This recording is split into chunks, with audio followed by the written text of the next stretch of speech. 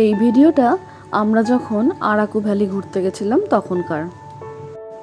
Station Araku থেকে বিশাখাপত্তনম পর্যন্ত প্রায় 2.5 ঘন্টা ট্রেন জার্নি ছিল, আর পুরো জার্নিটাই ছিল কিন্তু পাহাড়ের মাঝখান দিয়ে। পুরো ট্রেন রাস্তাটাই ছিল পাহাড়ের মধ্যে, আর সেই জন্য এই এতক্ষণ জার্নি পুরোটাই উপভোগ করার মতন। দু সাইডে দৃশ্য খুবই সুন্দর। এই জার্নিতে আমরা পেয়েছিলাম 19টি টানেল।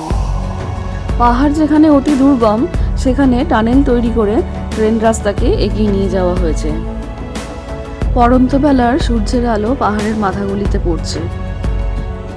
ট্রেনটি এখন একটি টানেলের ভেতরে ঢুকবে। এক একটি টানেল কিন্তু অনেকটাই দীর্ঘ।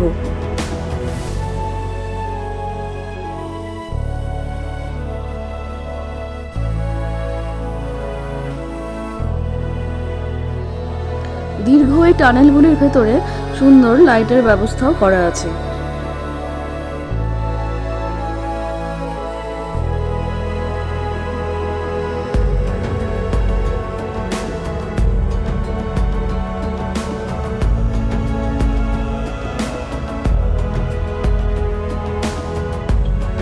শুধু পাহাড় আর পাহাড়, একটি পাহাড় শেষ হয় তো আরেকটি পাহাড় আসে, এভাবেই একটির পর একটি পাহাড় পেরিয়ে যেতে থাকলাম আমরা।